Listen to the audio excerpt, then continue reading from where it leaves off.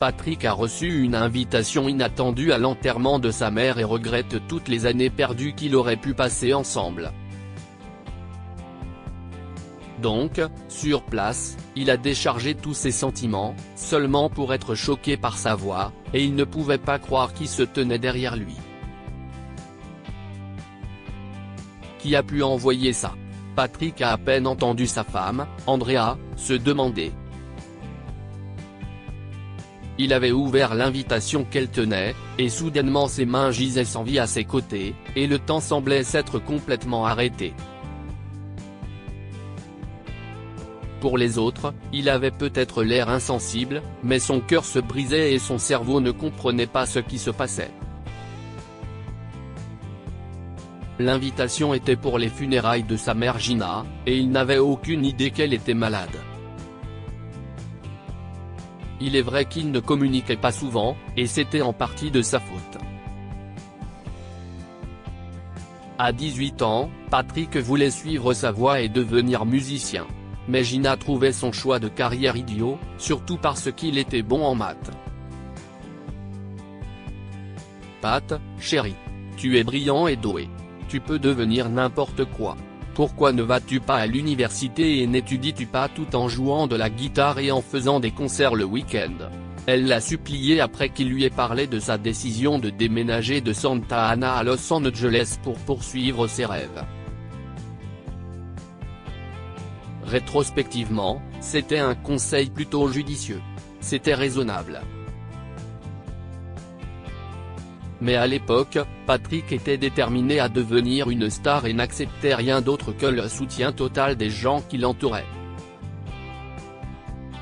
Il a donc déménagé, coupé les ponts avec Gina, et ils se sont à peine parlé au fil des années. Il était trop têtu pour s'excuser ou tendre la main lorsque ses rêves ne se réalisaient pas comme il le souhaitait.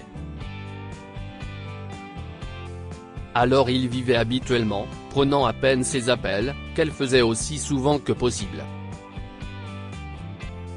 Finalement, il est allé à l'université, est devenu ingénieur du son, et est toujours impliqué dans l'industrie de la musique. L'université n'était pas aussi terrible qu'il l'avait imaginé à 18 ans. Mais il ne pouvait toujours pas accepter qu'elle avait eu raison depuis le début. De plus, Andrea et lui se sont enfuis, donc personne n'était présent à leur mariage. Mais il pouvait voir à quel point Gina avait été blessée après qu'il le lui ait dit. Elle l'a également supplié de lui rendre visite, mais il a rejeté tous ses efforts. Il n'était pas prêt. Des années avaient passé depuis, et recevoir cette invitation était tout à fait inattendu. Il ne savait pas du tout qu'elle était malade. Patrick, tu m'écoutes? Qui a envoyé ça? Qui organise ses funérailles? Tu as dit que tu n'avais pas d'autre famille, poursuit Andrea, mais Patrick secoue la tête. Il n'avait aucune idée, et franchement, il s'en fichait. Je ne sais pas, mais je dois y aller. Peux-tu venir avec moi? Je ne peux pas. Le travail est trop mouvementé. Et honnêtement, chérie, je pense que si est quelque chose que tu dois affronter seul. Je ne l'aille même pas rencontrer. Je serai là pour te soutenir quand tu reviendras, a répondu Andrea, les yeux sincères. Il savait qu'elle avait raison. C'était de sa faute.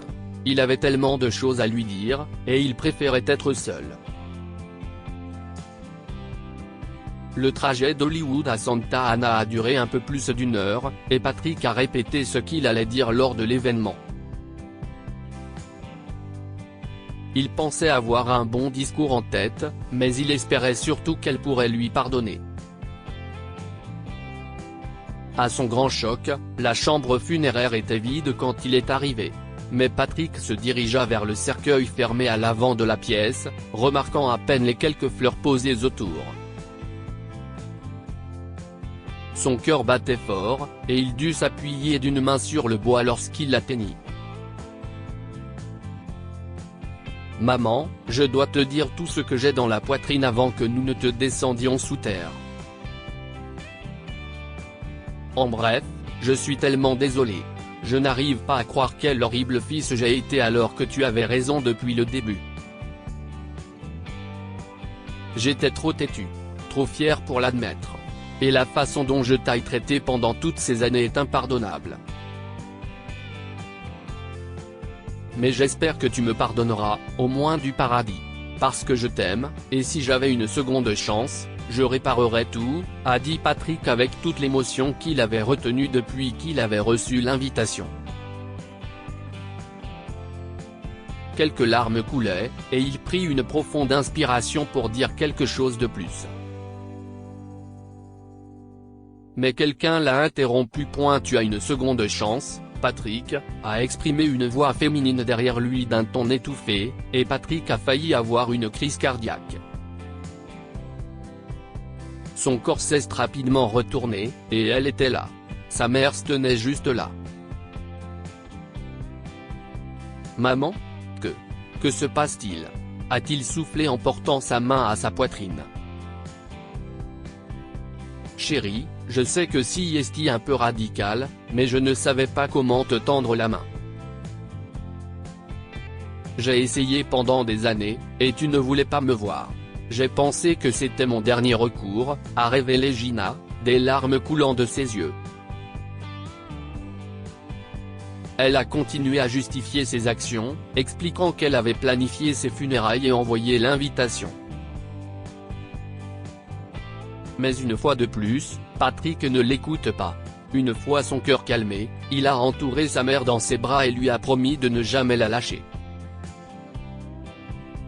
S'il te plaît, ne fais plus jamais quelque chose comme ça.